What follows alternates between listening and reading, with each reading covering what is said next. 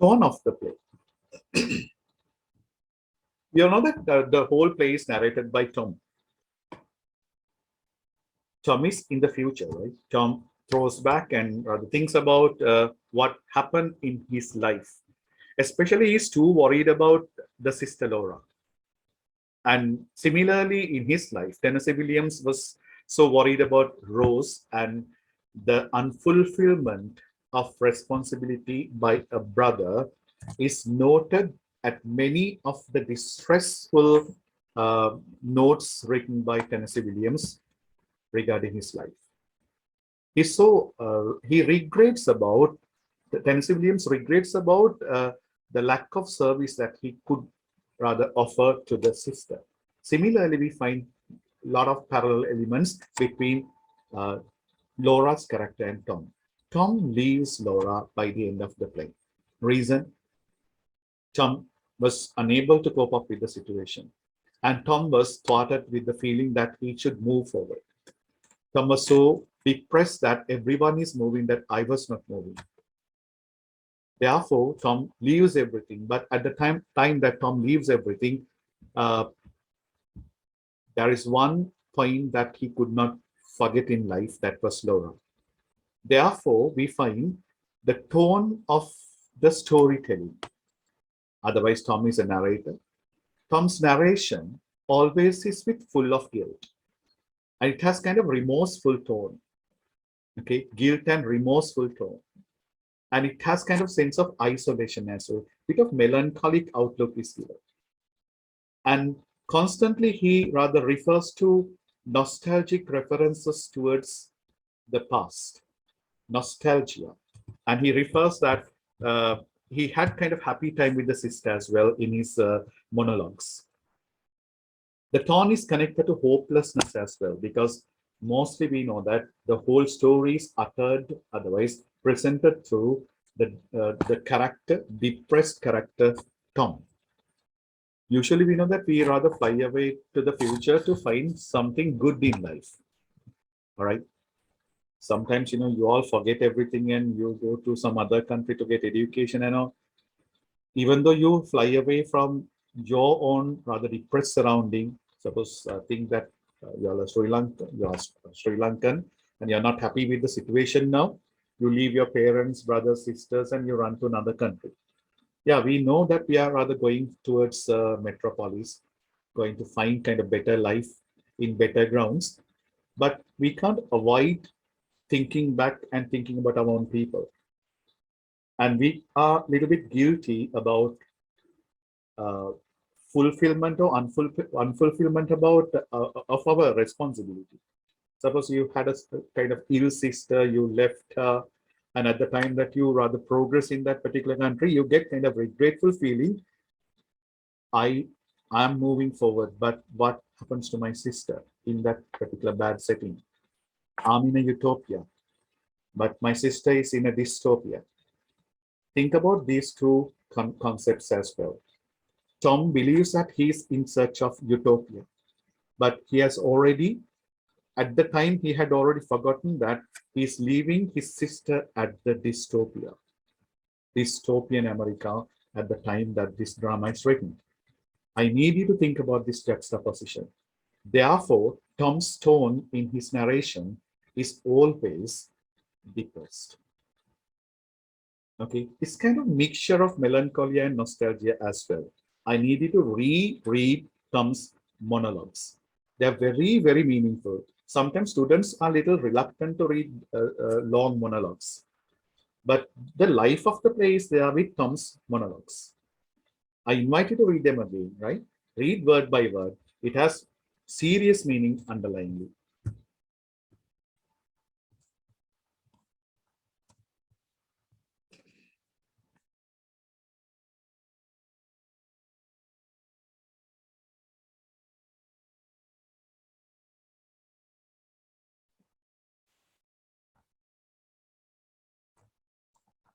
Characters in the play.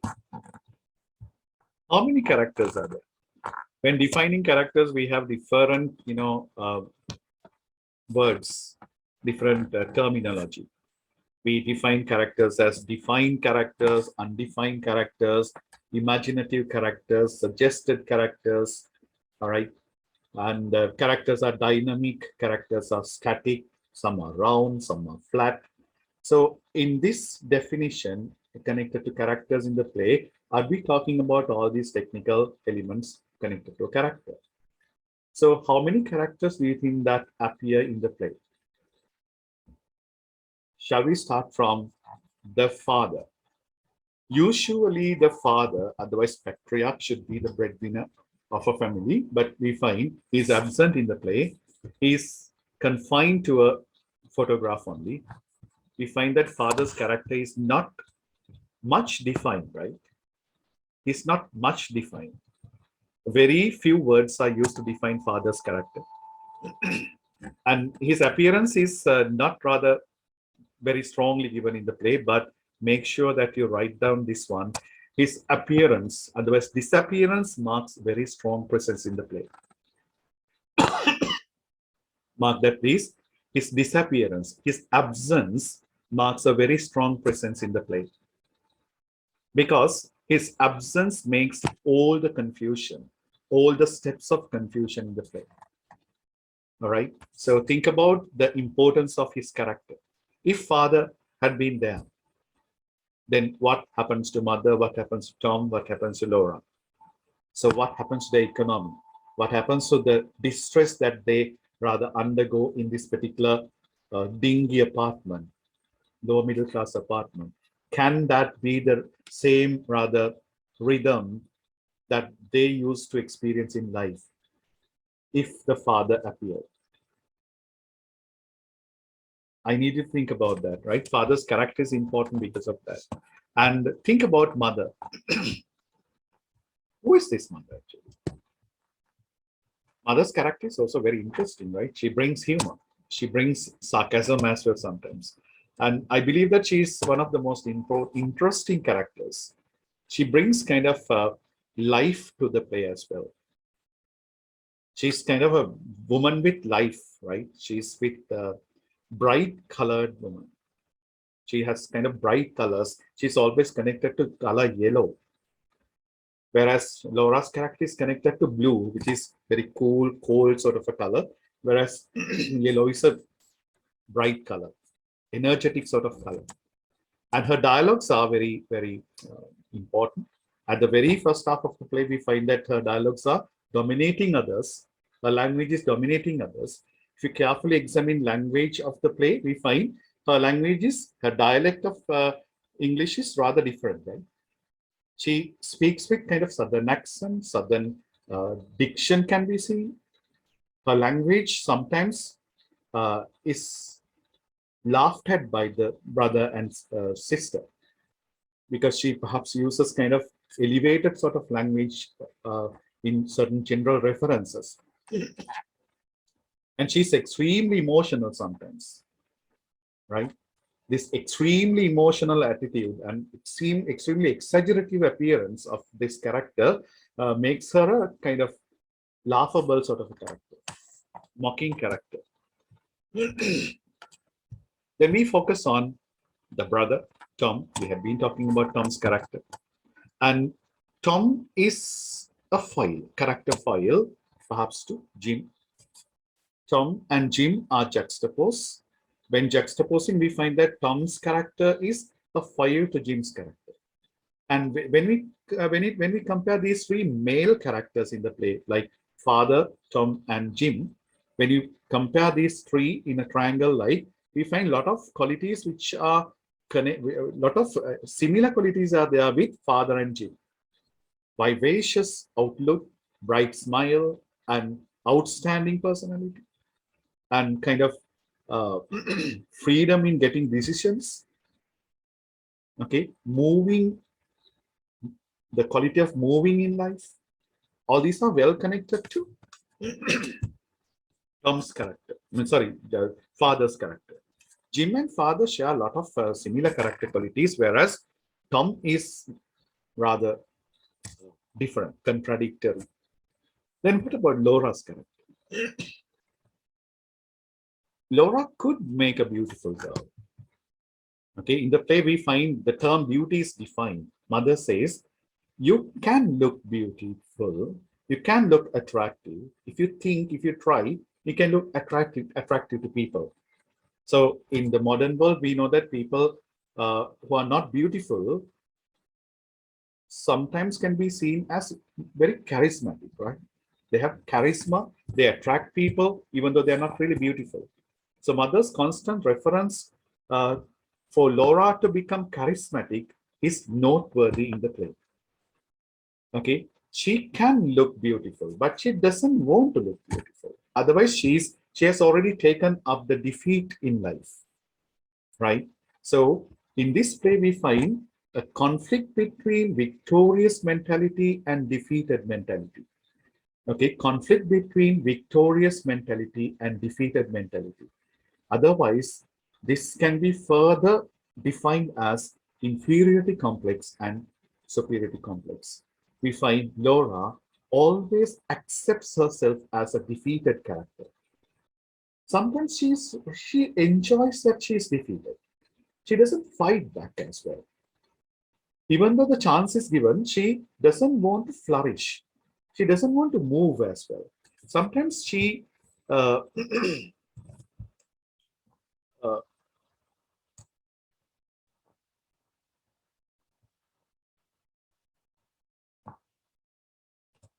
Oshadi, I'll be coming back to your question. Let me finish this. Yeah. She enjoys that. Sometimes she's rather moving under the shade of the mother. She gets kind of solace. She gets kind of escapism being with the mother. Mother's behaviors are absorbed, sometimes absorbed by the sister as well. So the character father, mother, brother, sister, and Jim. So what about Jim's character? Jim is a suggestion, right? Jim is kind of an outstanding character. But when you compare Jim and Tom, both of them end up in a shoe warehouse. Can that be the victimization of American youth? So one character, outstanding in your school, and the other character, kind of moderate, otherwise lower moderate sort of a character. But in Sri Lankan condition, we can't predict. Sometimes both will be unemployed, otherwise both will slightly get an opportunity to get into kind of a job to survive. At that point, both of them will meet each other, and condition of Tom and um, Jim can be experienced by you as well in the future. Because of this depressed economic condition and political confusion, like youth is victimized. Now, when you consider, if write down the young characters we find in the play, Tom, Jim, and Laura, what of their future? Now, in the drama, there's a dialogue called "What of our future? What of the future? What of their future? Are you going to define their future? Can you define their future? To define a future, there should be very strong socio-economic, political condition in a country. At this particular dilemma condition connected to economy, youth and their future are not secure.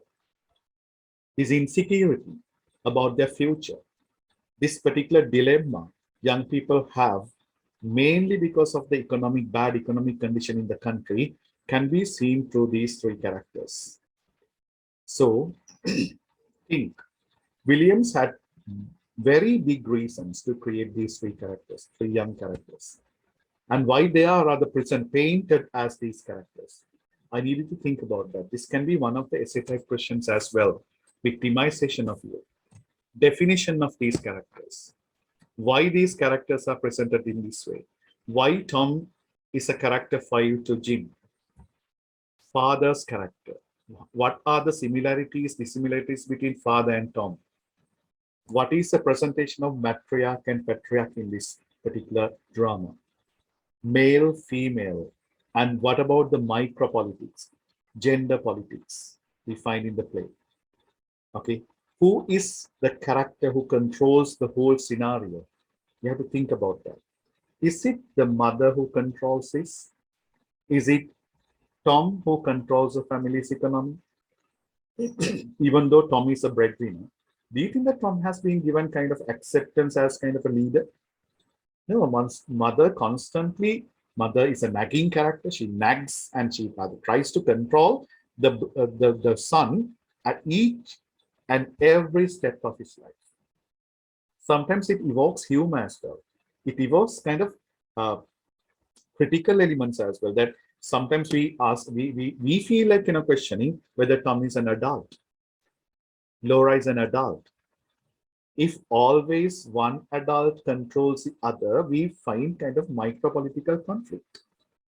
There we find one person's personality, otherwise young person's personality is crushed in the hand of an adult. It's almost like politics connected to parents. This paralysis could be seen in Evelyn as well. This could be seen in Evelyn. This could be seen in Action and Reaction by Chitra Fernando as well. Youth and the paralysis of youth. Psychological drop, psychological paralysis of youth.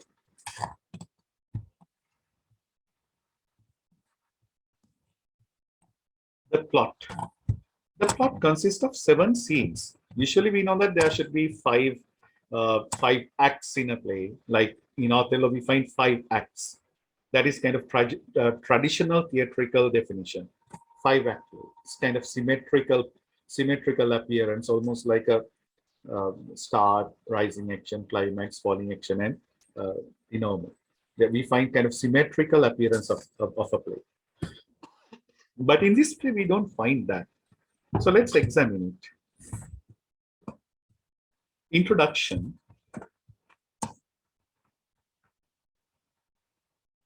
At the introduction, we find the setting is given. We know what setting is.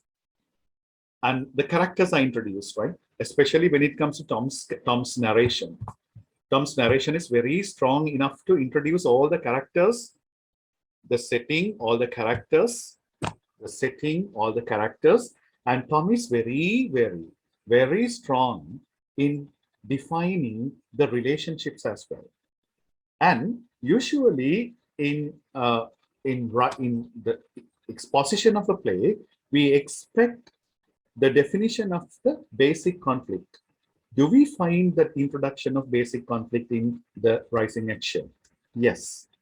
It tells us that mother is worried. Mother becomes a nagging mother. Mother becomes kind of complaining woman. And mother is always thwarted with the concept that the sister, otherwise Laura, would be an unmarried maid, otherwise an old maid.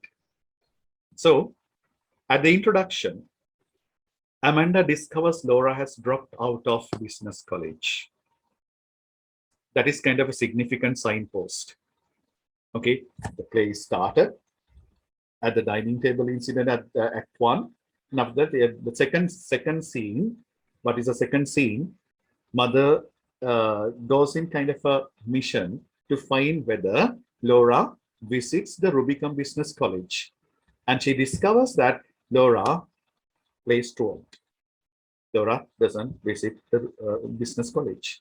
There we find mother is thwarted, highly worried, and she becomes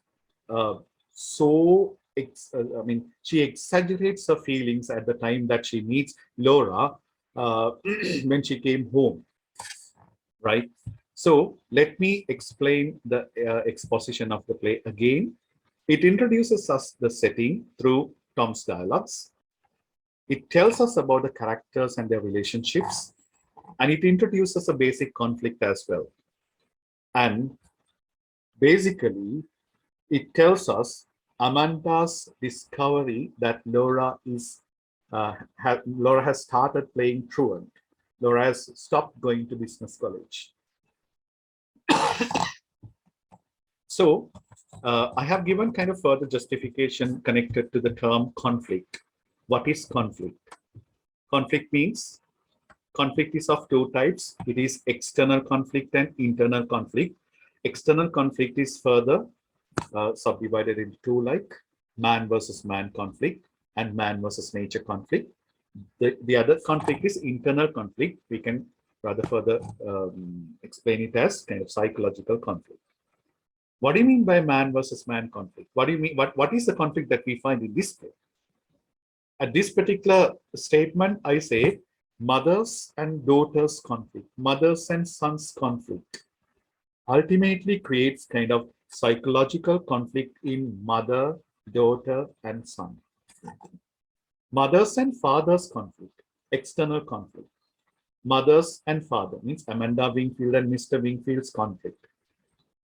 It creates kind of a psychological downfall, otherwise confusion in the mother. We don't get any news about the father. And what about mother's confusion? When mother is psychologically confused, what is the condition of the daughter and the son? So we experience the inextricable connection between external conflict and internal conflict, and how they rotate, how they work as a circle in the play. At the very beginning, at the very outset of the play, we find external conflict is suggested, and how that external conflict creates internal conflict in the mind of characters in the play, that is suggested. Rising action. When you read all these points, you can identify that rising action is the heavy part we find in this plot outline. That is why I say that there is no equal weightage for equal sections of this plot. We don't find symmetrical outlook of the plot, therefore. Amanda worries and decides Laura must marry. Now, what is the difference between exposition and rising action? Exposition is almost like a wave. It's like a wave. It goes on like this. Rising action means the frequency is violated because of one action, one suggestion, because of the conflict. So what is the point? Mother is focusing more and focusing very strongly about Laura's marriage. So that creates the exposition to rise up to a kind of bigger action, and faster emotion as well in the play. Exposition is running up towards the climatic point of the play. Tom and Amanda quarrel about their actions and expectations. Tom and Amanda's external conflict. Amanda worries and decides Laura must marry, again an external conflict. And Amanda's worries and internal conflict, psychological conflict. Now you can understand how these internal and external conflicts are inextricably connected in human life. Amanda asks Tom to find Laura a possible marriage prospect. Amanda becomes a nagging mother to Tom always. Amanda expects a lot from Tom, and there we find Tom is extra burdened with another task, finding a partner for the daughter. Then Tom invites Jim. Amanda's preparation to welcome Jim is very dramatic, and that is also presented in the rising action segment. How Amanda hosts the situation is also very beautifully presented. I feel that the drama, in this drama, dramatic appearance comes to the drama at this particular point. And how mother becomes incongruent. What do you mean by incongruity as a technique to evoke laughter? Mismatch of behavior, attitude, and sometimes language. Mother's old bowl gown, mother's language, mother's thinking pattern, attitudes at this particular meeting of Laura and the gentleman caller. All these evoke laughter because these are not really matching to an old lady of Amanda's nature. It evokes incongruity. Through incongruity, humor can be created. Then,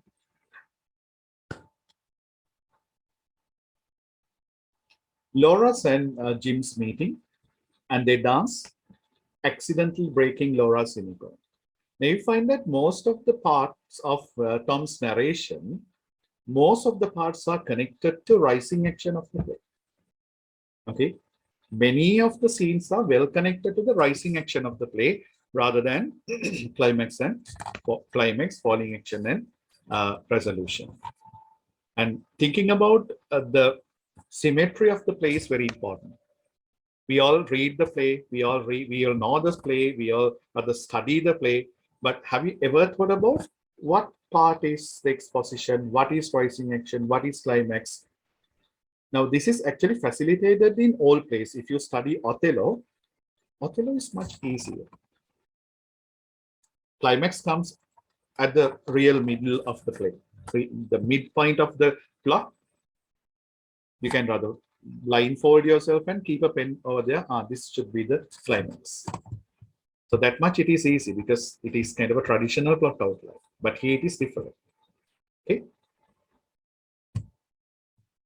Climax. Jim reveals his engagement. Jim kisses Laura. This comes to the very serious point of their relationship. What can be the reason why Jim kisses Laura? It is kind of, some people say that Jim is opportunistic. Jim uses Laura's helplessness. Jim uses Jim uses his own kind of charismatic appearance. Yes, I would like to take this question from Oshadi. Would like to, Oshadi, from where are you? Just send a message. Oshadi Situmini. She brings us kind of a nice definition to the drama. This drama is not a plot-driven drama. And she asks whether this is a character-driven drama. Exactly correct. Exactly correct. That is why we don't find very strong plot assistance. Very strong plot assistance is not there. The drama runs through the characters. So such development can be seen in many of the short stories as well sometimes. So when it comes to short stories like Cat in the Rain, we don't find a very strong plot. Plot is there, but when you tell it to someone, you don't find a strong plot. We can't find a strong plot. Through the characters, the plot becomes strong. Thank you, Oshadi. It was kind of very good selection, good definition. Yeah, I'm coming back. Climax. Jim kisses Laura. And then why do you think that Jim kisses Laura? Why do you think that Jim kisses Laura? Do you think that Jim utilizes opportunity? Otherwise, Jim becomes an opportunist. Otherwise, Jim finds Laura a beautiful one. So it is very argumentative actually. Laura always finds Jim interesting. Laura's shyness veiled her personality, but Jim's easy talk and charismatic appearance, charismatic relationship invites Laura to come out of the shell, and they start kind of a good relationship. And Laura does not have any reason to avoid kissing Jim. But what is the reason Jim kisses Laura? Do you think that Jim believes that Jim has done kind of a wrong selection? At this particular time that we come to know that Jim has given a birth to a girl. And do you think that Jim in the mind is going for a comparison between the selected girl and this one? So we don't find that much of very strong proposition by the writer regarding that. But I have selected that dialogue and I'm going to show that in the future. Jim utters that you're kind of an extraordinary girl. You're kind of a different girl. Okay. It happens to us sometimes. Sometimes we select the best one that we get at that best moment, believing that it is the best. Okay. Our age says, suppose that you're 20, you select the best. So in my 20s, I selected the best. But when it came to 25th, like, I had a kind of contradictory definition, philosophy regarding my best. I started counter arguing regarding my best. I started looking down upon my best, and when I was 25 years old, my best was the best. That best definition got replaced by my definition regarding best when I was in 30. So experience and your psychological development, dynamic development of your psychology can sometimes make contradictions. So yeah, I get suggestions from students. Was he opportunistic? Is he trying to seek momentary pleasure? Do you think that he's trying to get, get the opportunity, use the opportunity to satisfy the pleasures? Was he need? I have a little doubt regarding that. I need you to think further, think broader. Okay, it's a very good point, and it is kind of an open ending as well. Even at the last moment of the play, we don't find that Jim defines that. Jim does not. Jim avoids defining why he kissed Laura.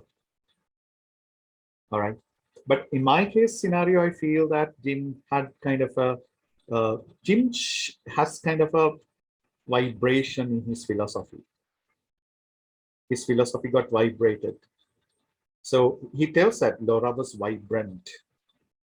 Okay, so this happens to people sometimes, at the time of your life, like um, um, that you are rather focused more regarding your appearance and all. Even physical defects matter. When it comes to physical appearance defects and all these, fall into what do you call that? Material objects. Sometimes when we grow up, without considering about our physical appearances, we fall in love with people. Sometimes we don't ask whether you love me or not. Unknowingly, we fall in love with each other, and we find we are building up kind of easy chemistry between each other. So I feel like, defining it in that way, and I'm receiving certain very good definitions. Let me read them as well, because it's like paying honor to them as well. Mark Vernon. Jim uses his charm to build up the confidence in Laura, as the character is very much parallel to Laura. Fragility. This incident took away Laura's inferiority. I would say Jim understood Laura very well, even more than her mother. I really appreciate Mark's answer. I think Mark can understand that I'm also trying to rather prove the fact in that way. I don't like to nominate Jim as kind of an opportunistic personality. Because Jim has kind of much more. Jim's character has much more to do rather than an opportunistic character. Risla, can we take it in a way like this? Jim also tries to overcome Laura's fears and solitary nature by helping her in her first case. Do you think that it is kind of planned case? Well, otherwise it's kind of spontaneous meeting of lips. I needed to think about that, right? Was it kind of desire satisfaction? Otherwise, what is a kiss actually? It is kind of very materialistic when it comes to kind of prior planning and all, right? We plan to kiss a person and all. Otherwise, spontaneously you kiss each other means it's kind of attraction, right? Perhaps undefined sort of an attraction. So it's a very good point, right? Studying the climax, redefining climax. And I have read many articles connected to this climax, and they say Jim kisses Laura, and Jim is an opportunistic person, and Laura was kind of having kind of suppressed feelings. All these come out as kind of break of a floodgate and all. I don't. I have my personal right to say this. I feel that Jim has much more to do rather than kissing Laura for opportunistic purposes. And that can be one reason all of a sudden Jim reveals his engagement. Why does he reveal his engagement then? He wants to keep a barrier. He knows that he went beyond the limit. And he knows that how fragile Laura is. Okay, fragile Laura is, that we find Jim fears. Jim has kind of a feeling. Jim gets kind of a feeling. Exactly, Mark. Jim is an emissary to the real world. Bruce, he opens a door to Laura's life to reality. Exactly.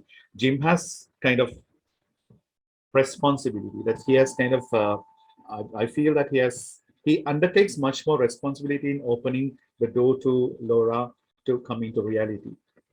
Okay. But when she comes to reality, was he in reality? That is my point. So sometimes we try to invite people to reality. At that attempt of taking people into reality, where are we? Are we to, I mean, do you think that we will lose our standpoint in reality?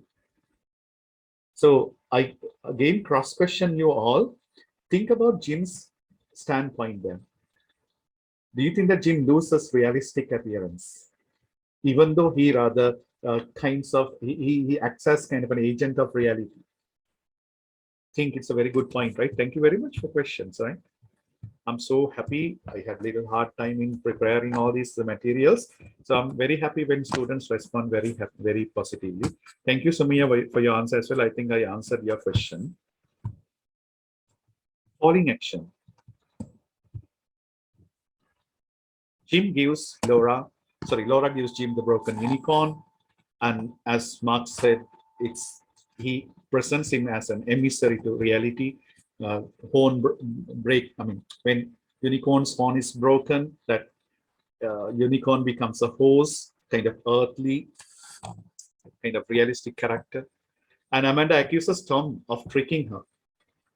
And Tom abandons his mother and sister to follow his dreams. Tom comes to reality. Tom rather comes to kind of a strong definition about himself.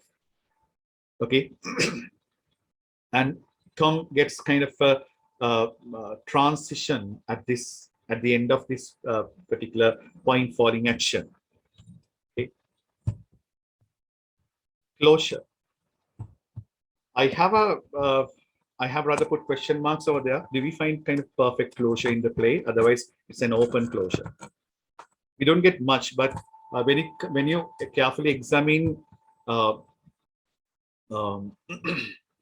Tom's narration at the beginning, okay, Tom's unveiling of memory, you find closure can be guessed actually. Okay, by the time Tom had decided, by the end of the play, Tom had decided to leave. Okay, narrator Tom admits he has never freed himself from Laura. Okay, ultimately he says that I was not free from you. So it gives us kind of a notion that he has already decided to leave. By the time that we watch the drama, action is gone. By the time we watch the drama, Tom had already taken kind of single-handed kind of a definition, decision. He has rather decided that he should be freed from this chaos.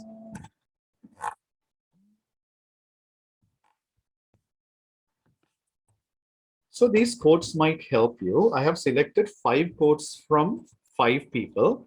And when including quotes in your answers, you should be very, very particular. Some people, exactly, it's almost like a cliffhanger, actually. Yeah, these quotations are almost like these are very important quotations that you can include at any sort of thesis, any sort of essay type question. It has kind of universal appearance, right? Number 1, I give you truth in the pleasant disguise of illusion. Can you guess who speaks these words? It's I. Obviously, you can guess that it is Tom. Tom's dialogues, exactly. Tom as a narrator. At the very beginning, we find Tom presents these dialogues. Truth and illusion. I need you to think about these 2 words as very important philosophies in the play. Truth and illusion. Truth in the pleasant disguise of illusion, right? Truth in the pleasant disguise of illusion. Basically, what is truth? What is the truth that we encounter in Tom's life? Otherwise, the life of American youth in this time of Great Depression and all. It's kind of bitter truth. Gall, G-A-L-L, gall, bitter truth. But it is Tom. When it comes to dramatic purposes, that he is rather presenting this truth in a disguise of illusion. Usually we know, we love to watch illusions rather than being always living in illusion, right? Yes, it's Tom's dialogue. And I need you to think about that, and you can by heart it as well. Second one is from the father, obvious. Hello and goodbye. Why? Hello, M dash, goodbye. Why? It's obvious, right? Hello is welcoming, goodbye is farewell. We usually do that, right? If someone comes on your way and say hello, if you want to stop the conversation, we say bye. But there is no expectation of building up a conversation. And can you tell me another literary text? Otherwise, another another genre that we discuss, this sort of retention of communication. One character deliberately retains communication for purpose. Yes, Cat in the Rain. Good, good. Laura. Think about another genre, like we'll say short story in your short story collection. Imagining that there is no use of telling things. Otherwise, if I start communicating, the problem will be more chaotic. Mahinda. Oh, Evelyn. The dumb waiter. Yes, I feel that it is the thing around your neck. Exactly. Who is a character? Thank you. Let's see who sends that answer. Sabitra. Sabitra's answer is correct. Yeah, it's retention of communication by Akuna's character. Akuna doesn't send. Akuna doesn't communicate with parents, right? Communication is an economic communication only. She knows that the mother, otherwise, people in Nigeria want money. She has that particular attitude, and she sends money, believing that they ask money. Exactly, Akuna is the character. So retention of communication is identified, and it again tells that breaking the code in relationships. So I was happy when someone said it is George in Cat in the Rain. Okay, sometimes we use different ways of breaking the code of communication. In George uses a novel, otherwise a book, to book as an interface to enter another world. He enters another world, he and the book, to break the code between him and the wife. Sometimes we people use the computer. When you're on the computer, your mother would not rather interfere you because believing that you have a connection here. She doesn't want to interfere. Sometimes to rather break the code of communication of unwanted, break the unwanted communication codes, like we pretend that we have some other communication interfaces. Third one, so what are we going to do the rest of our lives? Then you might ask why I take it as one of the central dialogues. This is kind of a dilemma a single mother has. Think about the plight of a single mother. It's very important, right?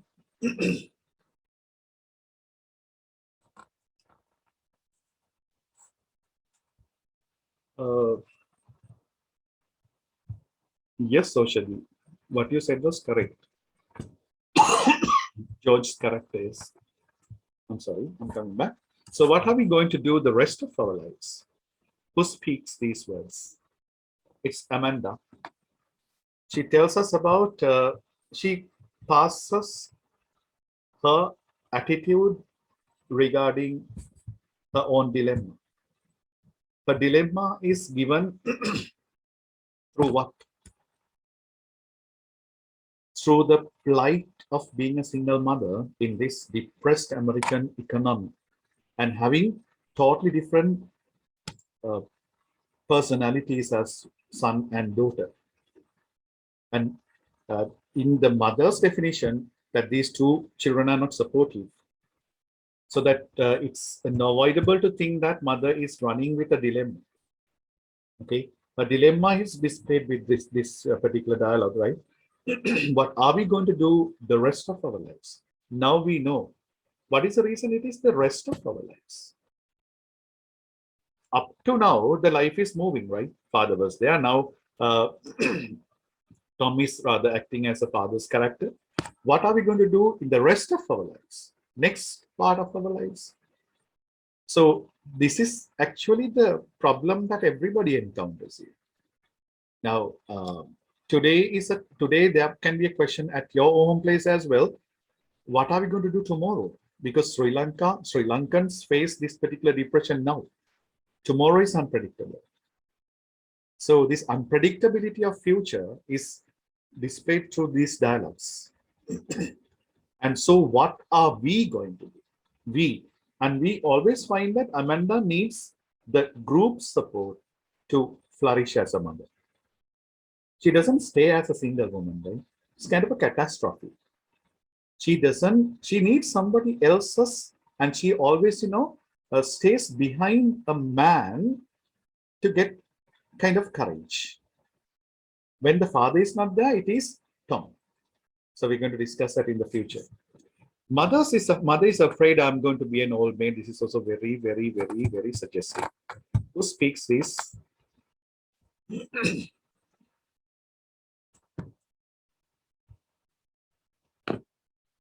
It is, yes. I got one answer. Yes, Laura. Thank you. It's Laura. Mother's afraid I'm going to be an old maid. So this is the conflict of the play, right? She utters these dialogues to Tom. Tom, when Tom becomes sometimes exaggerative in his emotions, exaggerative in his action and opposition, sometimes she tries to control Tom and says, mother is afraid I'm going to be an old maid. The term old maid is very important because it is the point of conflict. POC. Okay, in narration, we get kind of a technical thing called point of conflict. Now, in your O-level syllabus, in Twilight of a Crane, the Senba Ori was a point of conflict. So the marriage of this girl is the point of conflict. So she's highlighting that point of conflict there. An old maid is contrasted with the term a gentleman caller, a marriage. So think about the juxtaposition. Imagine juxtaposition of marriage, gentleman caller, and the old maid. And think about the fears, psychological fears of a mother. Okay, psychological fears of a mother to find a girl, crippled girl, especially unmarried. Reason? What is the reason? Mother has no support, no psychological support, no financial support. If Tom leaves, Tom is also a character with a lot of unpredictable qualities. So that can be one reason that the mother says, find someone fast. Okay. Fifth one, they're common as weeds, but you are blue roses. Can someone tell me why I have selected this as one central quote connected to Jim? Yes, Shakira. Common as weeds. So let's start studying these one by one. They refers to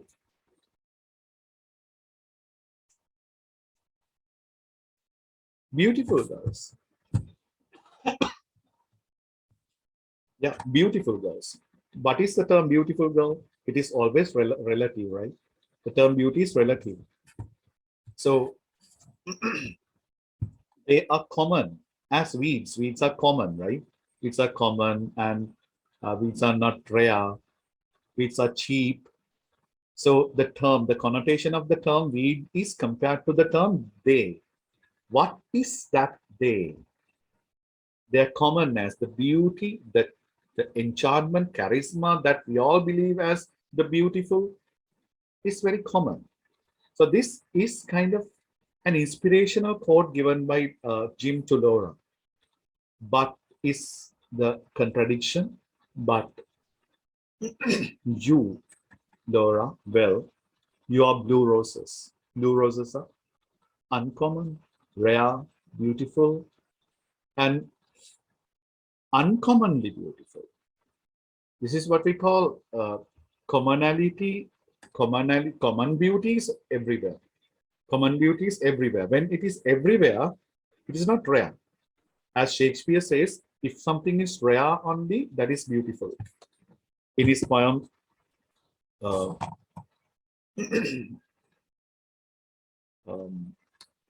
in comparison of the Black Beauty, right? My mistress's eyes are nothing like the sun. The sonnet, my mistress's eyes are nothing like the sun. When when every woman falls into the Eurocentric beauty, you, my girl, you don't fall into that. She has golden hair, but you have black hair. She has ivory colored skin, but you have black skin, dark skin.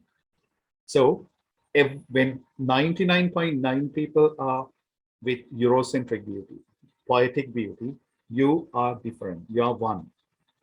So common is not precious. Rarity is precious. So to have you,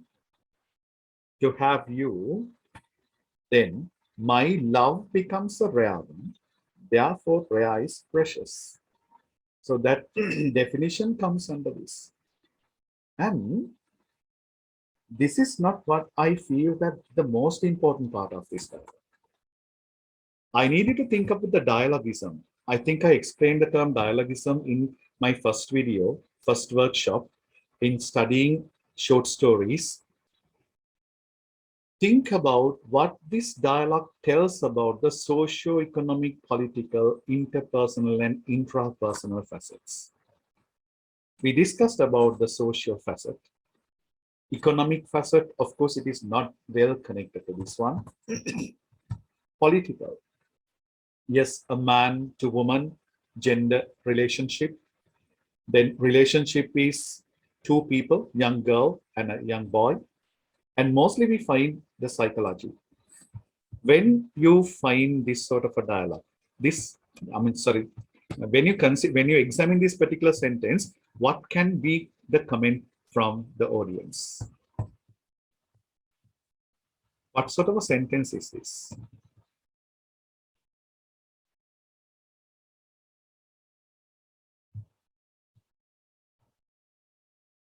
Yes, I get good answers, but I don't get the exact answer. This is a fragmented sentence. This is a fragmented sentence, disturbed sentence. All right, this is not easy moving. So again, walk back and find my video, first video, and watch that. And I have defined different fragmented sentences in that. Otherwise, just type on Google and search. They are common as weeds, but you, well, you are blue roses. These fragments, these breaks, these disturbed, phrases of a sentence would show the psychological disturbance of the speaker. Can you remember the very first appearance of Jim's dialogues? They were easy moving, charismatic, and vibrant. But what has happened to his dialogues now? Then this can be kind of a non-verbal message that his dialogue is disturbed. His psychology too has kind of a diversion. So we learn it as kind of linguistic divergence, technique as a linguistic divergence in connection to Othello. When you study Othello, Othello's dialogues are beautifully crafted at the beginning. Romantic dialogues are there. Beautiful dialogues. He very carefully selected words are there when he addresses Desdemona. But in the latter part, after the climax, we find he does not think twice to use the terms trumpet, prostitute, and so on. A lot of imperative sentences are used. This is what we call language diversion. If not, we call that linguistic divergence. So I need you to examine the technique linguistic divergence in this play as well, especially when it comes to Tom's character. Tom, when he's moving in easy mode, what sort of dialogues are there? When it comes to aggravated, otherwise when he's aggressive, what sort of dialogue form is there? Okay, and can you remember one dialogue he utters to the mother that I'm going to opium dens, and he brings kind of a drama there. There we find that he uses exaggerative dialogues. Such dialogues are almost common to mother's exaggerative dialogue, elevated sort of language, dramatic language. So when a student examines a divergence of language, divergence of characters, dialogues, language, you easily examine the diversion of the character qualities as well. So I invite you to focus on Tom's divergence from the beginning up to now, and even before now, even after this particular dialogue. Then we can rather come into kind of a conclusion regarding whether Tom really had a crush, otherwise kind of a kind of a feeling regarding starting relationship with Laura, whether Tom is emotionally disturbed at this particular point. So you can get kind of a decision, you can get kind of implied decision through the dialogues of Tennessee Williams. Yeah, I'm sorry, it is Jim, not Tom. Jim's dialogues. Thank you, Dilbachi.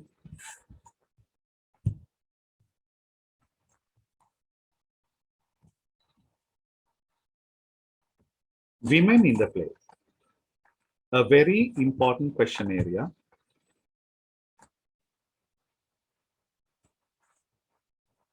Yes, socially, it is the fragmented nature of people which can be seen through the dialogues as well. And I needed to examine, re-examine all these dialogues. You find different character presentations in a kind of chaotic economy presented by Tennessee Williams. That is why writing a play is not really easy.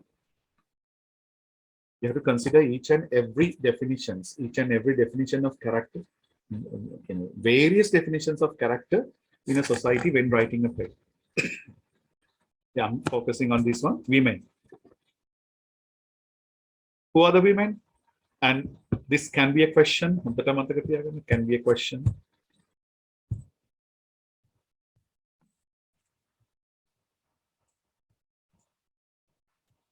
I'm talking about the playwright commonly. Most of his plays are full with women characters, and most of the characters are selected, that is picked from the Southern women folk, which we find similar in presentation of Amanda's character. And these female characters are from Southern gentlewoman caliber, Southern ventures, right? And they have Southern accent, Southern behavior, Southern emotion. And mostly these women are struggling for their identity in the change that they have made in life. If you're writing an answer regarding women, you can rather take it as one of the thesis point, key point. Williams' selection of women, mostly they are from Southern Belle, okay? Mostly they are from Southern Belle because it is his first-hand experience. Perhaps it is kind of his interest area, his interesting woman definition can be from the Southern area. Otherwise, he's trying to ridicule that. Mostly through Amanda's character, we find that he's mocking at that Southern behavior in this realistic ground of America. And last point is very important. When examining Amanda's character also, we find man's role in the lives of women. Here we find that Tennessee Williams presents that woman can't stand alone, especially the woman that we find in the play. Two women we find in the play. One is Amanda Winfield. Amanda Winfield is unable to stand alone. One, when the husband left, she finds the solace in Tom. Tom is to be the supporter. Man's role in the lives of women should be examined. And what about her urgency to find a man to Laura? Even in this free, otherwise liberal American community, she has a firm belief a woman cannot stand alone in a society like America. A woman needs the shadow, otherwise woman is a shadow of man's character.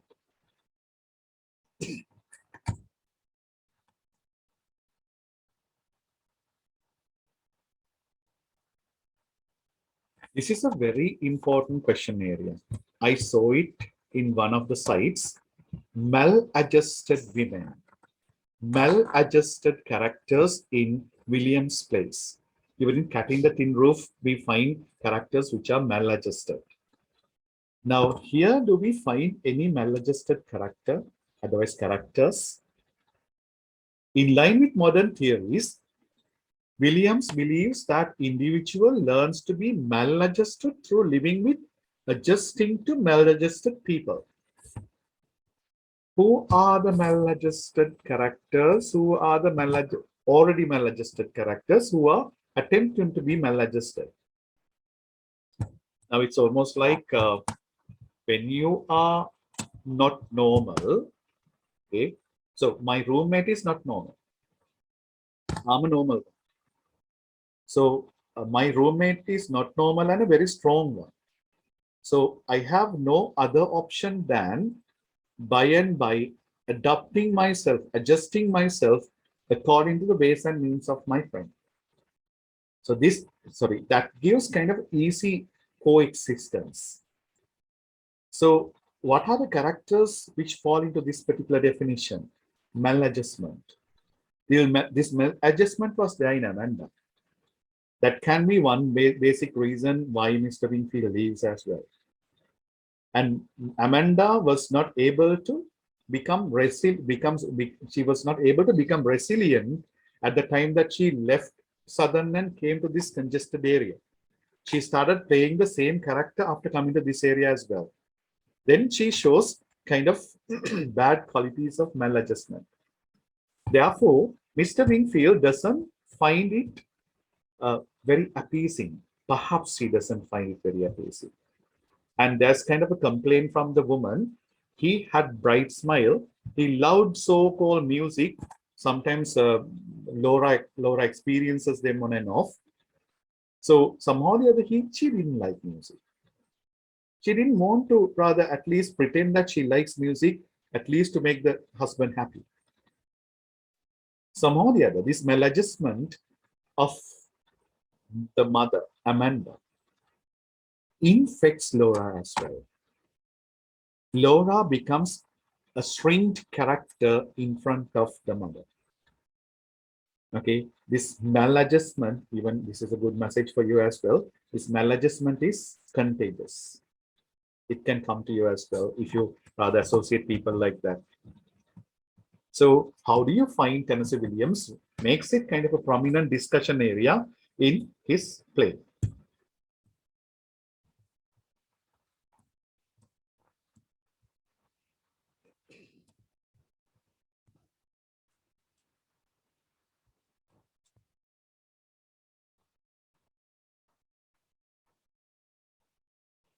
Yes, Hashini, because of the time, because of the context, we find people find it difficult to cope up with their own psychology as well. For example, what sort of psychology that we share, that your parents share these days? Sometimes we show kind of qualities of maladjustment nowadays, right? Sometimes even though power cut is there, we go and put the fan. Without the fan, we can't live. Sometimes we become untimely angry when the fan doesn't work. And we want everybody to follow what we say. So these sort of maladjusted qualities are seen in people, right? It has kind of it has something very serious to do with the setting. I accept what you say.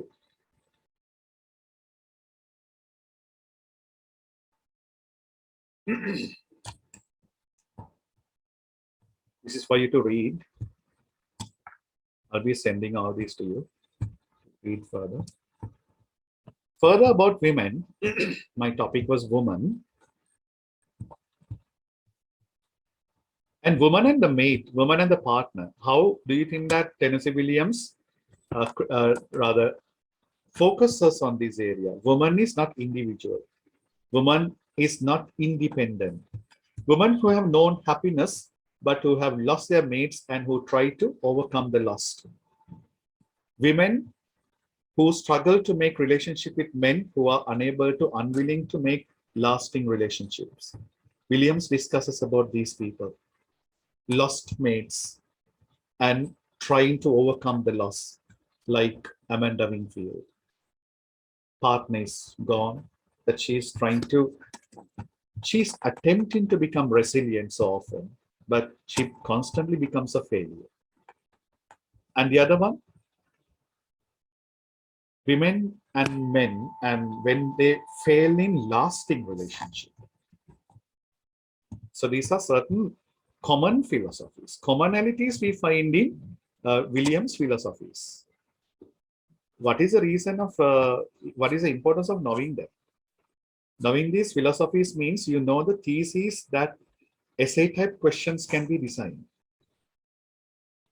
Still, I'm talking about women, right? Different appearances, different definitions of women, and how these women characters are defined by Tennessee Williams' philosophy. Okay, here again I further emphasize the fact: women and men, and women who are not women who are attempting to overcome the grief of losing the partner is one category that William discusses. Okay, another category, women who are not able to keep firm relationships for a long time. So we find both the categories in this play. All right, one is Amanda Winfield, the other one. And can you remember certain discussion areas, certain, can you remember the dialogues of Amanda in scene 1 when she was nostalgic about the gentleman callers who used to come to see her? That man, he came to see me and he married someone. That man died and he left some portion of money to that woman. Someone suicided. Likewise, Tennessee Williams' presentation of relationships can be identified with that dialogue as well. He discusses about impermanence of relationship. When one partner loses the identity, what about the identity of the other partner? They are beautifully presented in that dialogue. And what about Laura's future? She too is unable to keep the relationship. And can you remember, she started having a crush towards Jim, and she was not able to express that idea. And with that, we find that she invites the catastrophe to her life. She keeps her life, she keeps that particular expectation only. And she's unable to keep that particular relationship that she started at scene 6 and 7. It was only for perhaps very few minutes. Catastrophe of women when they find their relationship is not long lasting. So remember, Williams' definition of woman can be put into brackets and defined like this. Another important area, memory. This is a memory play, right? I would not go to that time because most of you know what memory play is. Basically, the character's memory presents the plot. Okay. I would like to take you to kind of a serious definition rather than that. Definition of memory. Memory, I'm not rather talking about Tennessee Williams, so the glass menagerie. I'm talking about memory. Memory is of two types, declarative memory and non-declarative memory. Perhaps you know that, right? Mostly, I mean, you can read them. If there are teachers know it. Because in our methodologies, we know how we are going to put certain study points to declarative memory or to non-declarative memory. It is almost like in computer. Sometimes memory is defined in that way. In this play, we find it is Tom's declarative memory, it is not non-declarative memory that creates a plot of the play. Right? This will be important if you justify that this drama is a memory play. Okay. There we further find categories like semantic memory, episodic memory, and recognition in memory. Out of them, I need you to think about this one, the second one, episodic memory. How Tom's declarative and episodic memory creates a play. He refers to his past events. They are not perhaps in the order. Okay, if you look at the timeline, okay, this does not, I mean, these actions do not happen in a sequence. One happens and there's an interval, and after the second event happens, third event, fourth event, sometimes they are consecutively, they consecutively take place, and the next one, it has kind of an interval. Likewise, if you look at my fingers, this incident is given, this is omitted. This is given, this is given, this is omitted. Okay, right? Otherwise, the narrator, the storyteller becomes selective, otherwise measures, evaluates the importance of the events and includes them in a chain. That is what we call quilting memory. Quilt. You're familiar with the term quilt, right? Quilt in Alice Walker's everyday use. In a quilt, we don't find all in a sequence, right? We select one from this, and we put them together. So it's almost like in Tom's memory, right? Tom's memory becomes selective. He assesses the importance of the events and put them into a chain. Therefore, I further help you to identify this is Tom's declarative memory and episodic memory, which creates the plot of the play. He assesses and presents the so-called important points of his memory and makes a quilt. Okay.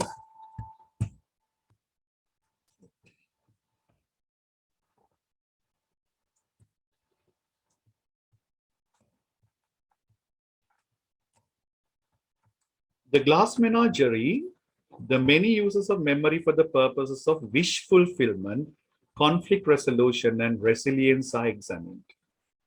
So these memories of Tom can be categorized under this.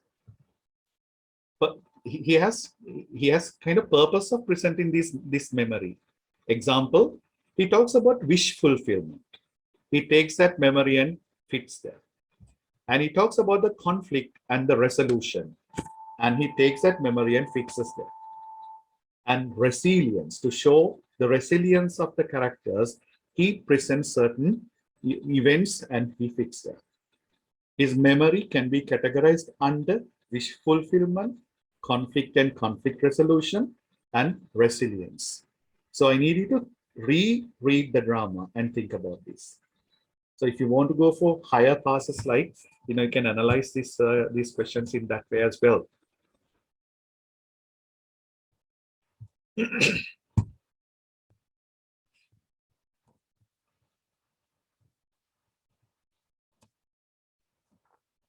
Again, some quotations. Yes, Oshadi, for the question, I say, in memory plays, we know memory. With this, I will be explaining that, right? Memory plays are presented through the through kind of subjective memory of the speaker. Memory is always subjective. Okay, for example, if your principal asks, who did that thing? Your group do something bad, and your principal asks that. So you have that events in the memory, right? In your episodic memory, you have the memory, you have the events in your memory. You become little selective, right? You say the good thing, you omit the bad. You do the good thing, you say the good thing, you omit the bad. So in memory place, even though the speaker relates the the memories of, he relates his memories, he becomes little selective. He's little subjective. Therefore, in Tom's words, at the very first monologue, he says, memory takes a lot of license. It omits some details, others are exaggerated to the emotional value of the article it touches, for memory is seated predominantly in the heart. He, at the beginning, exclaims and tells that to the audience. This is what I say, this is my memory. So it has license. Sometimes it omits important details because it's always connected to my sensibility, not with the sense sometimes. Okay, it has kind of emotional value. Sometimes if that touches the emotional value of that article, I keep it, otherwise I remove it. Then we have to think about the credibility of a narration of a memory play. Okay, it has something to do with the subjective narration of the speaker. Okay, Williams has Tom Winfield, the play's protagonist, tell us this in this ongoing opening speech. Tom is both creative, artistic, unreliable rememberer. So again, I tell you, in memory plays, we find a rememberer, a person who remembers about the past, and that rememberer can be unreliable, can be having kind of lack of credibility. Biases can be there. I have tricks in my pocket. I have things up my sleeve. I give you the truth in the pleasant guise of illusion. He doesn't let us guess that. He tells it in his dialogues. Okay. Next one, in this way, Williams warns us from the play's beginning that memory is a tricky business. Fickle, changeable, susceptible to distortion, and can be exaggerative as well, but always true to the current emotional needs of the rememberer. Suppose that when I remember my own memories, sometimes I rather become true to my emotion and present. There can be amendments as well in presentation. So it is kind of a very important point to discuss in connection to memory plays. Memory can be one of the questions, one of the serious questions that you will encounter in this area.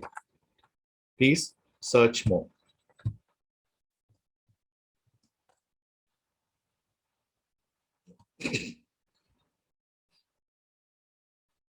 Next question area, loosening of boundaries between fact and fiction. Loosening the boundaries, sometimes removing the segregation between fact and fiction.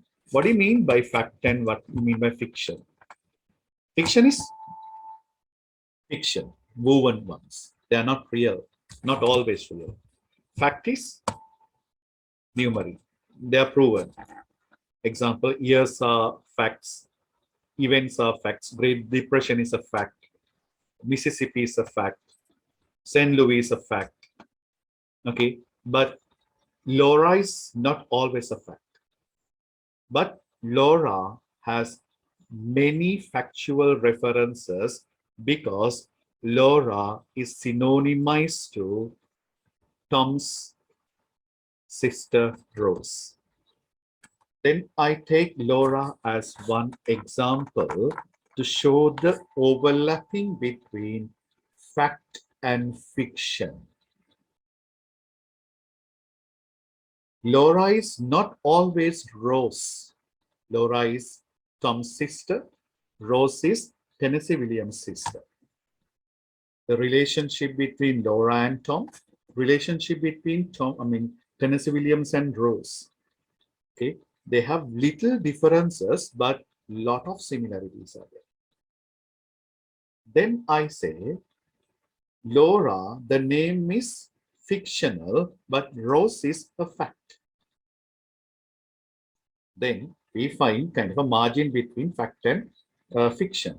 But when you examine, when you write the character qualities of Laura and Rose, you find a lot of overlappings.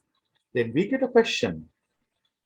Are there, do you find a serious boundary between fact and fiction? This story is a very good example for that. This story is a very good example. For example, you can't find Winfield family of this nature in American demography at this particular time. But you can find some symbolic families of this nature, almost similar families of this nature. That is a fact. This is a fiction. Winfield is a fiction. Such families can be there. When you find statistics, you find Amanda-like women, Amanda-like single mothers can be there. Microcosmic characters can be there.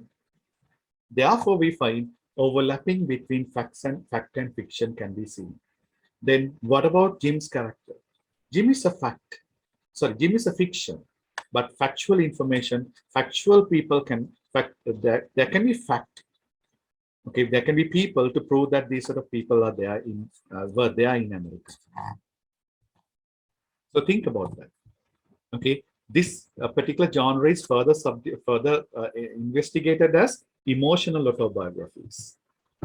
Autobiography, but your emotion sometimes changes.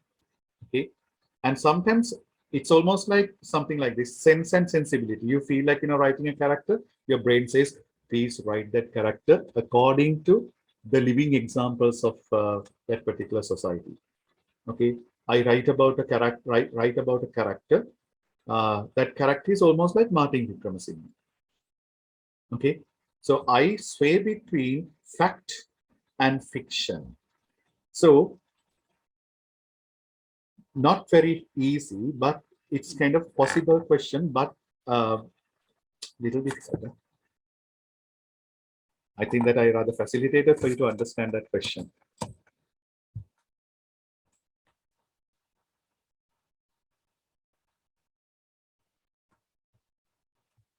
Oshadi, can you send that question to me? I don't have it now. Yeah, as promised, I'm going to talk about the theater convention. Otherwise, this part will be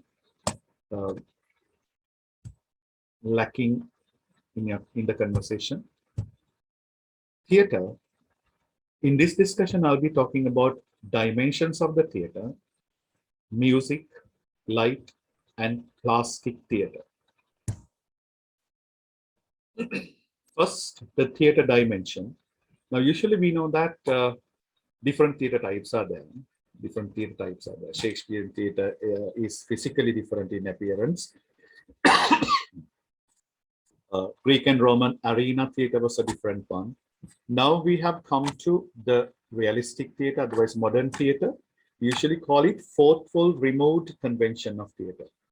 We find a back wall, two side walls, and the fourth wall is removed. Fourth wall has already become kind of an interactive wall.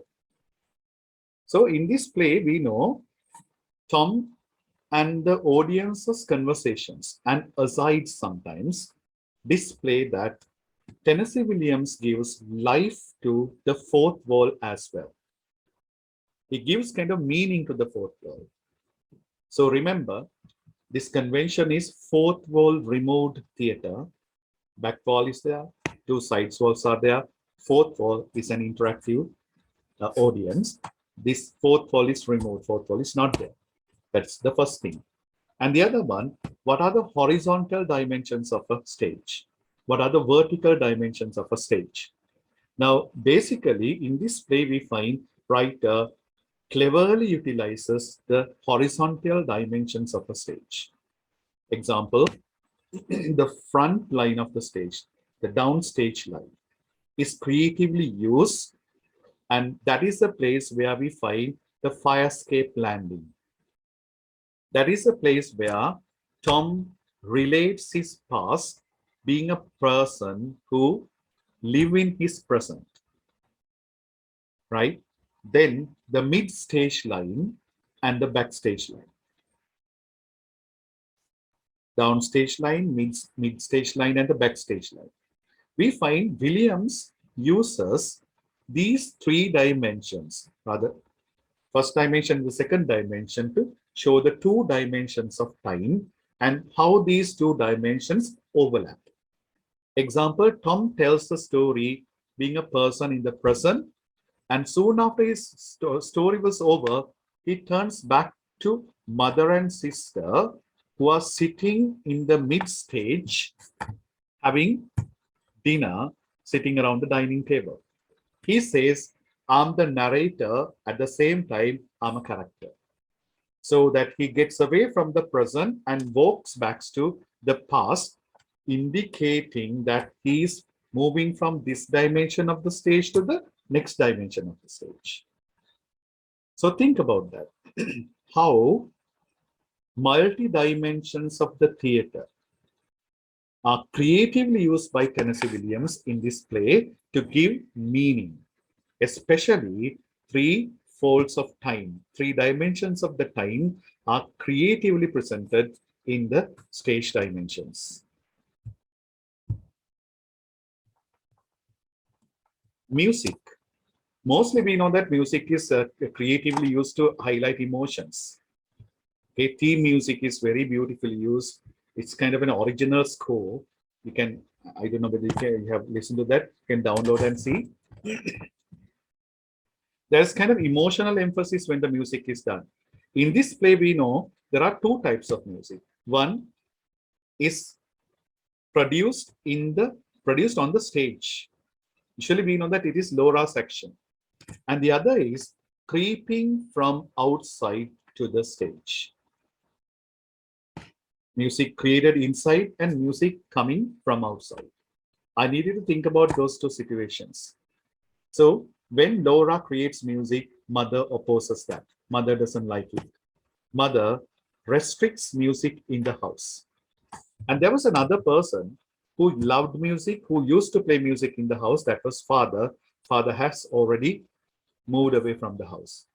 Laura used to play the records of the father. Sometimes it says that she follows what father did, like father, like daughter.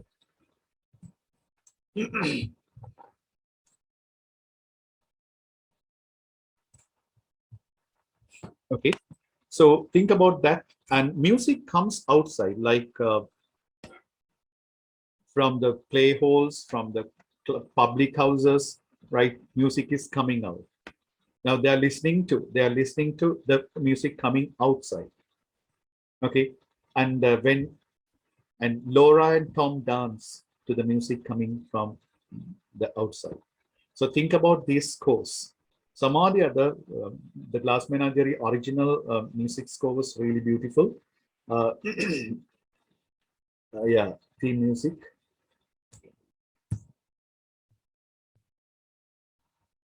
Lighting. Third score is lighting. To create mood and atmosphere, light is used.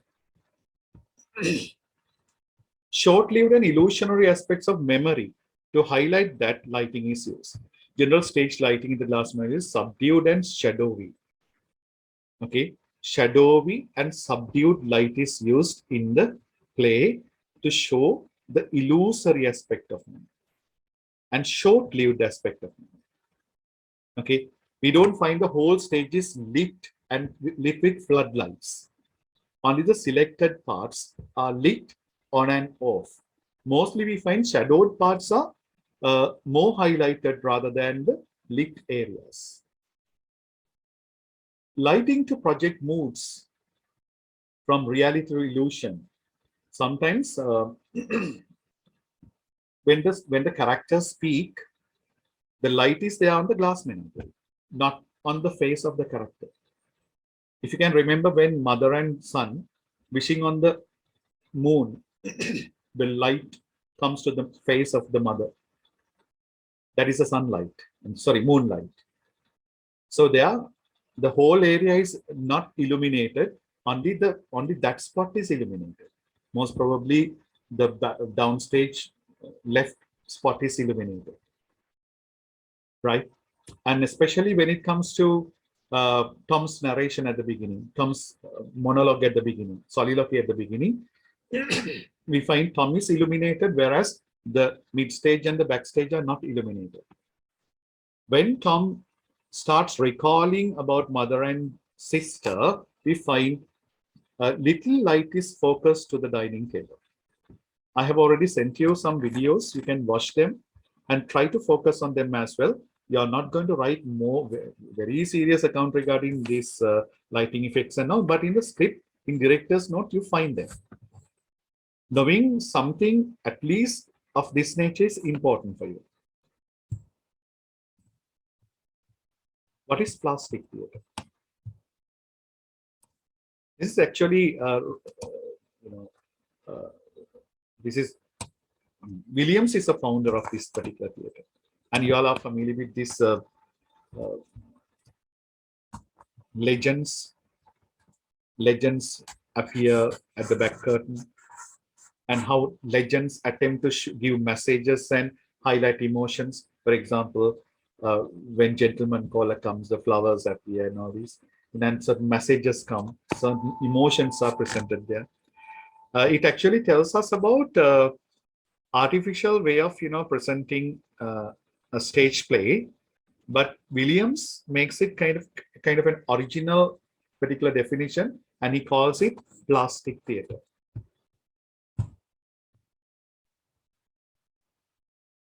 I have come to the latter part of the presentation. I think I have taken 37 minutes from your time, but let me finish this. Things to ponder. Think about shoe. What is a shoe? Shoe and the shoe warehouse. Tom works at a place where shoes are stored. Shoes are to wear and walk. Shoes are for mobility, but here we find shoes are stored. Then what is the irony under that? Shoes, for example, you have running shoes, but your running shoes are stored. Not a drop of dust is there. It's very clean. It's very clean. What do you mean by that? It does mean that you're inactive. Okay, when you look at somebody's shoes, you can define about the mobility of the person, and even kind of even whether the person is a person who walks, otherwise person who drives. So shoes tells us a lot, right? Remember, that is why we say don't look at the outfit of the person, look at the shoe. With the shoe, you can define the personality of the person. So shoe is a very important symbol in the play. Shoes are stored. And Tom is working at a shoe warehouse. Jim is also working at the same place. It tells us about the restriction of mobility of their personalities. And the similar account is there connected to movies and move. Here we find movies play kind of a very strong symbolic representation. When we move, we can be called mobile. When we sit and watch others move, when we sit and watch others move, we are not moving, we are watching the moving people. Moving people, moving events can be defined as movies. When we watch a movie for 2 hours, we are stagnated. We watch others move. We sometimes do not rather think about the 2 hours that we waste being immobile. Okay. Someone shows a movie and they move and they earn money, making us immobile. Actually, this is a theory we find in Hollywood as well. Hollywood people show us magic and they earn money, and they keep us be seated for a long time. And during that particular time, we never move and we never work, we never earn money as well. Don't ever go against that particular thing I just told you. Movies are needed, right? Even I love movies. Movies are needed. We enjoy movies. But in connection to the play, I say, Tom's watching movies mostly drags his development back. So movies to move present us kind of an ironic presentation in the play.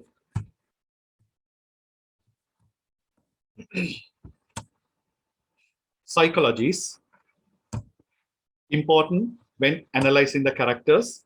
Inferiority complex versus superiority complex. Uh, inferiority complex connected to Laura and superiority complex connected to Amanda are juxtaposed in the play. She always believes that she's super, whereas Laura believes that she's inferior. And narcissistic mentality, narcissism, believing that otherwise falling in love with her own image, Amanda becomes narcissistic character in the play. She believes that she's the best, superior, and her opinion is the best around. And the next one is very important. People say that it is kind of base psychology of this play, Oedipus complex. You can read more about Oedipus complex. If you want, I can send articles connected to that. Most of the Tennessee Williams plays are well connected to this particular complex, suggested by Sigmund Freud, further evaluated by D.H. Lawrence. In the play, mother complains, comes reading about certain books. Mother confiscate those books, and she says, "What that Mr. Lawrence?"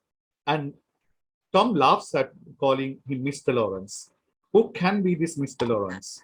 This Mr. Lawrence can be D.H. Lawrence, because D.H. Lawrence elaborates the Sigmund Freud's Oedipus complex in most of the books. I will tell you one example, that is Sons and Lovers. There it tells about the relationship between, strong relationship between mother and son, and how that relationship can be destructive to the growing son's personality. I needed to further think about that. Sometimes that relationship can tarnish the sexual marital life of a son as well. It can give a void to son's personality as well. So when analyzing the relationship between mother and son, what is the reason son is always attempting to run away from the mother? It can be one of the examples that we find in Sons and Lovers by D.H. Lawrence. He realizes that being with this mother, being with mother's restriction, that his personality is going to be restricted forever. Actually, we know that if someone is suffering from Oedipus complex, until the mother dies and walks away from life, like this particular suffering is not going to be over. In our society, a lot of Oedipus cases are there. Nowadays, in modern psychology, Freudian Oedipus complex is not really valued, but still in literature, we read about Oedipus complex in many places, right? Mothers and sons relationship. When mother suffers from the loss of the father, if the father is dead, if the father has jilted her, if the father becomes a very weak character, mother starts a psychological relationship with the strongest, otherwise stronger son, male son, male in the family, mostly the son. So this might be one reason mother doesn't like, Amanda doesn't like Tom's reading novels. Tom's reading so-called Lawrence's books. Further elaborate, think about that, right? They are mentioned in the story. We find paralysis as a psychological situation in the play. Mostly we find youth is psychologically paralyzed. Women are psychologically paralyzed when man is absent. It is, in case of reference, you can rather think about Mr. Winfield and Mrs. Winfield. And can you remember Mrs. Winfield refers to certain widows in Blue Mountain. When husband dies, husband saves some money and dies. Because women are not to work, right? They are to manage under the shadow of man. The case we find in Amanda is also the same. What about Amanda's thinking about Laura? Her recurrent attempt to find a man to Laura is that particular idea illuminated under that particular theory. Okay, Paralysis of youth, paralysis of Tom is also presented here. And again, do you think Jim is also paralyzed? To me, perfectly well, I find that Jim is also paralyzed under this particular complex economy, socio-economic, political background of America. Then, dilemma of life, especially when it comes to doing it or not doing in a condition of this nature, condition of depressed economic nature is very common in Sri Lanka nowadays.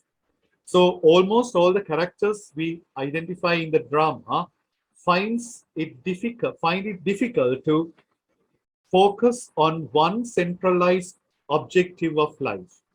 They sway between two worlds. Last is emancipation, expectation of liberation.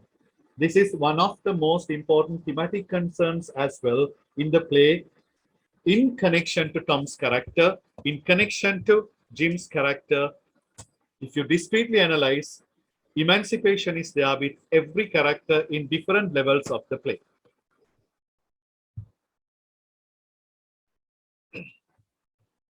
Literary narrative techniques, irony is very creatively used. We find verbal irony coming through the words, especially Tom's references to the mother.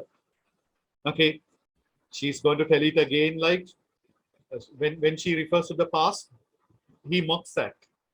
The situational irony. For example, you expect something to happen, but completely opposite thing happens. Now, especially Laura's and Jim's relationship. Even at the very first day that I watched this particular play, I expected Laura to rather be hitched to Jim forever, with the appearance, with the kiss and all, but completely different thing happens. Then dramatic irony.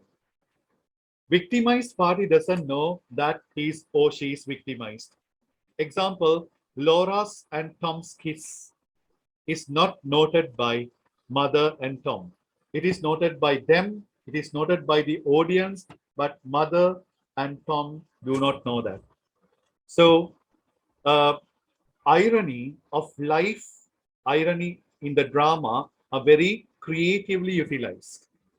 Then juxtaposition is also another very important technique the writer uses.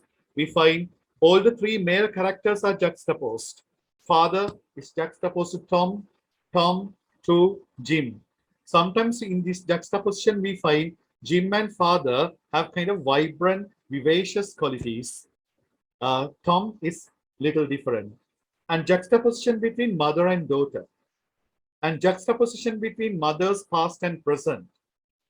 Juxtaposition between the living conditions of Southern and St. Louis. Juxtaposition between now and the future. Tom, how he thinks now and how he used to think in the past are juxtaposed. Then obviously you know that flashback becomes one of the creative technique in the whole narration of the play. Symbolism. Now this part is not very alien to you. You're very familiar with this one. Blue roses becomes a symbol, and the glass menagerie becomes a symbol, and the unicorn, specifically the unicorn, becomes a symbol. When unicorn's horn is broken at the last scene, I think my memory is correct. Unicorn becomes a horn, another horse. It becomes kind of a symbol, kind of felt symbol, to show that Laura has come to reality. These act as symbols, and jonquils become a symbol, and all these characters have kind of symbolic representation. Starting with father, end up with Jim. Humor, sarcasm. Then think about how humor and sarcasm are created here. Remember, there are two major techniques, major technical elements in narratives in evoking humor and laughter. First is irony, through verbal irony, through situational irony, through dramatic irony, humor can be created. And the other one is incongruity, mismatch of behavior, attitude, and language. So through especially through Amanda's character. Through Amanda's character, we find that the writer makes kind of incongruous character. She doesn't, she acts as if she doesn't realize her correct age. And she acts as if she doesn't know the time that she lives. She used to act as she used to act as a Southern belle, using exact technical words like gentleman call and so on. So think about incongruity and irony utilized by the writer. Language, and I think I discussed about this particular fact at the beginning. Different use of language, otherwise dialects of language, and what is the other one? Degree of formality. Degree of formality, starting with elevated language unto slangy language. How characters use language ranging from top to bottom. When you examine them, you can realize how the character psychology, characters' socioeconomic background are presented through their language. Think about that, how language and how dialogism help realize the characterization in the play.